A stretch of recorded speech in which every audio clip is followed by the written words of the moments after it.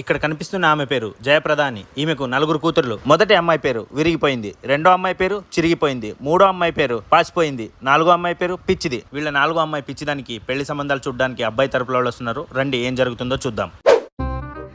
రండి రండి, ఇప్పుడే వచ్చారా? రండి లోపలికి వెళ్ళి కూర్చొని మాట్లాడదాం. ఏం పర్లేదు, ఇక్కడే నుంచుంటాం. అవునా, సరే.